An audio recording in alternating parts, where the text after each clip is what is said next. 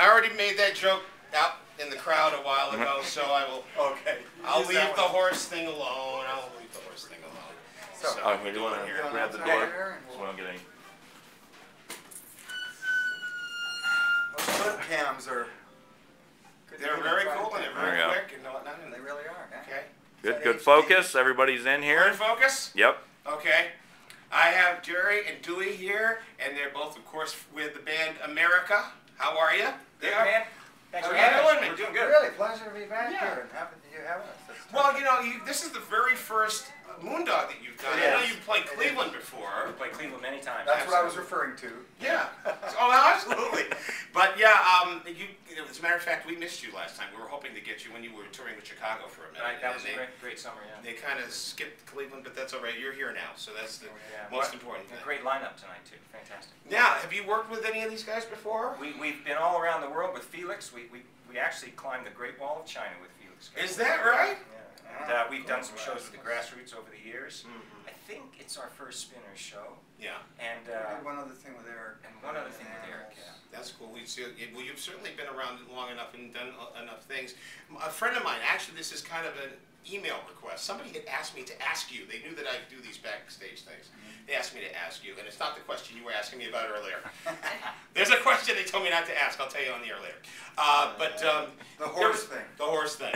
But no, it seemed like there was this period of time when all the albums that you were putting out started with the letter H. Yes. Has anybody else pointed that out to you before? Afraid so. Afraid so, yeah.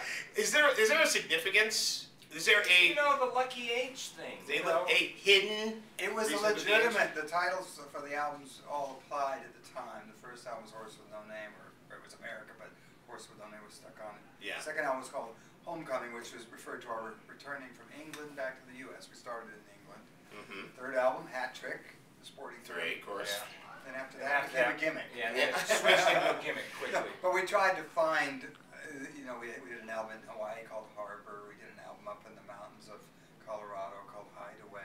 Yeah, it was we like... tried to find out. It was like you left the H thing for a while and then came back to it like later years. If we would change labels for some labels would think, oh no, it's got to be an H. That's all part of it. Like we were, you know, we had to pick an H. But the list has been getting shorter and shorter to come up with something good. Sure. You've been doing this for so long and had so many hit songs. Is there a favorite to do live? Specific, since you're going to be doing live stuff? I think Ventura Highway tends to be, you know, retain its youthful vigor. I don't know. What do you think? Yeah, it's got a good vibe. Sandman, I think it's not the most surprising because people are big fans of that song anyway. But when we do it on stage, it's got a lot more energy than the original record, and I think that's a good. And it's a bit of a surprise too, because especially for stations like ours, unfortunately, we don't play that song on the air. But you know, it's like kind of a we haven't heard that in a long time. The Golden Hair is always a perennial thing. Slide guitar thing. That sounds really good live, sure. And it really is a good. We got a bunch of crowd pleaser. Of course you did. I was up late at night. I saw you guys on the Time Life. What? What's the matter? Are you proud of that? Our infomercial debut. You know you've made it when you've done an infomercial. Well, I mean, but you know, it's not. It wasn't like you were hawking juice or something. You know, it was a good package. It's a very I mean, this was like what you do, and it was a singer-songwriter, right? Like incredible collection of songs. Right, it was Jim Croce and James Taylor and all that. So I mean, you know, that's a good thing to be. You know, absolutely. To be the spokesman for that. We actually mulled that over when the offer was made. Well, can we at least look at what we're going to be selling? And we jumped on that. We loved that package. All those songs, all those writers, they're great. We did it at the Troubadour, taped it there, and the irony is we never played the Troubadour.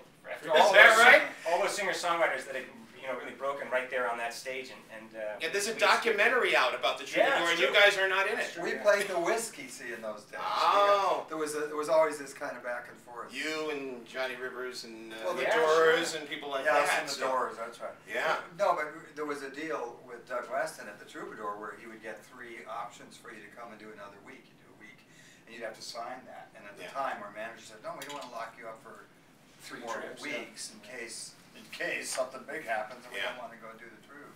And what happened?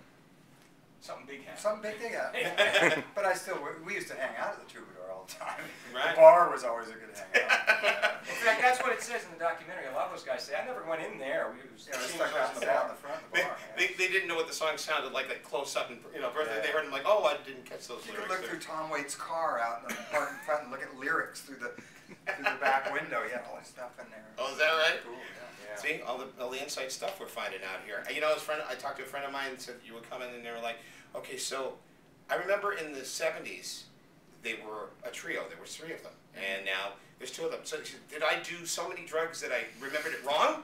Or was it just... No, we were a trio. We're actually a 5-piece now. You'll see 5 Okay. guys up there, and our drummer and bass player and the guitar player been with us for many, many years. But the original group was a trio. Right. The principals, Right. of which there are 2 of us now. The third member then was Dan Peake. Yeah. A lot of your viewers will know that. Right. And Dan retired, or semi-retired, back to his hometown of Farmington, Missouri. But he's done a lot of other. Oh, sorry. Don't give the address. Wait, or that's anything like that. the wrong state. No, and I understand you guys. It was amicable. You guys have actually done some work with him since then and everything. Yeah. So it was the only reason I brought it up. He's online because people ask us about Dan, and he's danpeak.com. And you know, his contributions speak for themselves. We still do. Lonely People was one of his big contributions. Sure. Lots of stuff. He used to play the guitar in those days.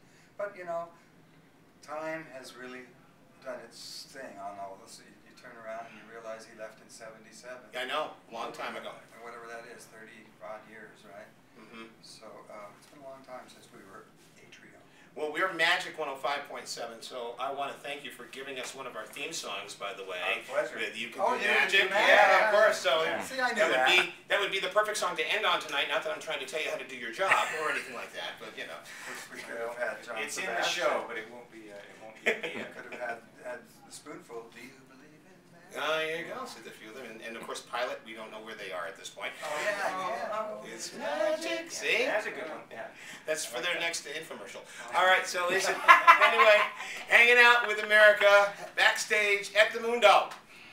But it was just it was like the new tourist thingies. Yeah, right. But Well, we were way ahead of our time. That's right. yeah, that was something.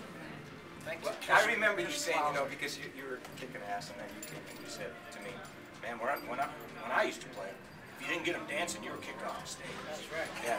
No, you just think you weren't asked back. That was it. You know, like, thank you very much. We'll see you. And well, that makes sense with a lot of the stuff that you did. A lot of that's got that backbeat R&B beat, gets them going. It's still, I mean, in the clubs, this was in clubs, of course. It's Yeah. all about getting them drinking. They don't dance, they don't buy. Of course. You know, they sit Or there I think it's the other way around. They don't get up until they've had it. Exactly. I'm going to go catch the spin. It's All right, good to man. see you, Oh, man. yeah, We were around. absolutely. Okay. Yeah. Say hi to Dewey. He's in there. Is he in here? Yeah, Not common dough. See? Love these candid moments in the hallway. Okay, now my cameraman wants to go see part of the Spinner show, so I'm going to let him do his thing for a little while. But we'll be back. I'm going to go talk to Felix. He said he'd talk to us for a little while. So. I promise I will love you.